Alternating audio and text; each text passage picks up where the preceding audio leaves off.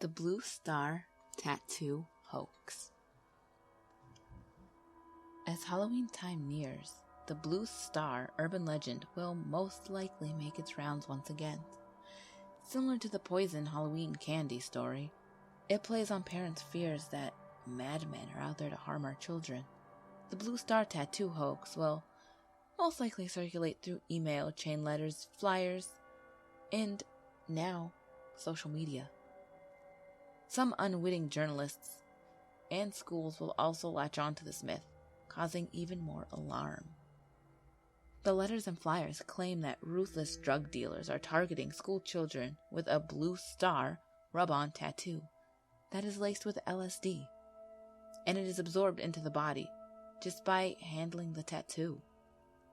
Typically, to alarmist warnings, the text is full of capital letters and exclamation points stating this is very serious, and forward this message to everyone.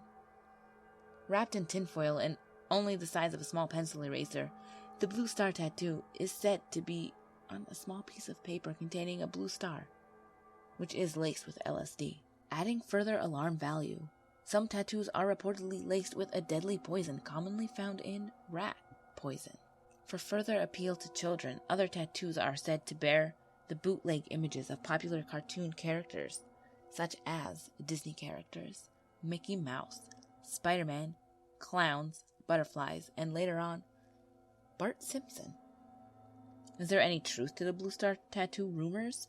So far, there have been no documented cases of tattoos laced with LSD or rat poison being distributed by drug dealers to children. They do not exist, so there's no need to fuel this hoax. Chalk this one up to another classic Halloween urban legend. Halloween campus murder. As this urban legend unfolds, a prominent psychic on a TV talk show predicts that a mass murder on a college campus will take place on Halloween. While this story isn't true, when it emerges every few years, it sends many college students flocking home for Halloween. The original psychic in this story was Janine Dixon.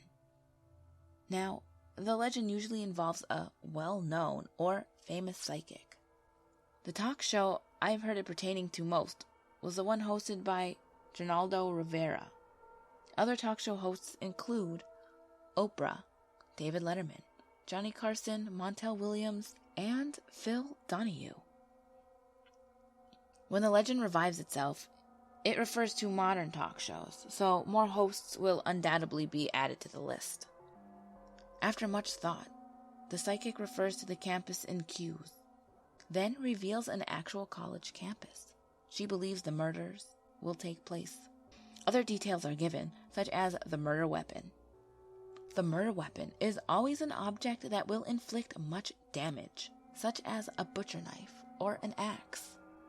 This always causes more panic and reminds one of a scary Halloween movie taking place in real life. The number of college students being killed is anywhere from 10 to 18, and sometimes states it will only be female students killed by an axe-wielding maniac in a little Bo Peep costume. Later versions of this tale have the murderer wearing a scream mask. This gets your imagination going, doesn't it? More stories then circulate to frighten non-believers of the original urban legend. They tell of campus parties or dorms where students defied the psychic's advice and were then butchered in the wee hours of the night. They often give details of large Halloween frat parties on campus where the college students acted like, well, college students.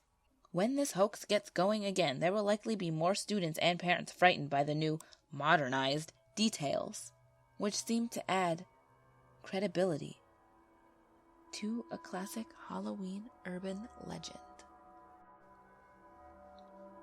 5-level Halloween haunted house. How about the Halloween haunted house that is so scary that nobody can ever complete their tour? So-called witnesses claim this house has 5 stories or levels that get scarier on each floor, and that most visitors turn back or just disappear. This story is a very interesting urban legend and shows itself in the fall around Halloween. It often changes locations, depending on the writer. It's been reported to be in Ohio, Texas, and Michigan, but no one can ever tell you exactly where it is. The person who claims to have been there is always a friend of a friend, or a cousin's friend, etc., which is typical of urban legends because it can't be verified. It also never mentions who actually sponsors or funds this haunted house. The details of some twist and turns, too, including the prize for completing the tour. One version states a $25 admission fee, with $5 returned to the visitor after each level is completed. Not an easy task, considering that each floor is scarier than the previous. Another version includes a large cash prize for anyone who can complete the tour, which has never been done. Some simply claim that you can get your entire admission fee back upon completion. To add some scare tactics, the stories elaborate about those who have been in the house and were never seen again. Some people disappear beneath the 4th and 5th floors, and one guy was found almost scared to death, white hair and all. Of course, he had to be institutionalized. It's kind of like the telephone game. The story gets better after it makes its rounds, and everyone has a chance to add their own scary element. Mall terrorist attack on Halloween. In October 2001, emails began circulating claiming that terrorists are targeting malls on Halloween for their next terrorist attack. In the email, a woman states that her friend's friend was dating a man from Afghanistan up until recently. He failed to show up for a date on September 6, 2001. And she went to his home to discover that he had moved out. The next day, she received a note from him telling her that he wished he could tell her why he left and that he was very sorry. He then begged her not to go on any commercial airplane flights on 9/11 or go to any malls on Halloween. When the terrorist attack in the United States happened on 9/11, she contacted the FBI and turned over the letter. With this email hitting inboxes before Halloween, it raises fears and awareness that terrorists can and will strike at any time. Whilst it's possible that there could be an attack on Halloween since it's a popular American holiday, it's probably unlikely. The FBI states it has never received a letter from a girl with an Afghan boyfriend. This hoax is similar to the mall terrorist attack, as some of the claims are the same. Notice how it's always a friend of a friend? Why is it the person involved is never someone you know or can confirm the information with? A hoax typically has only a first name, a first and a last name of a person who can't be found, or no name, like a friend. Don't feed the hoaxes. With Halloween nearing, the emails are bound to begin circulating again. If you forward this story for entertainment purposes, indicate that it is a hoax. Otherwise, you will appear foolish. Poison Halloween candy. On Halloween, it's a parent's worst nightmare and a child's deepest fear.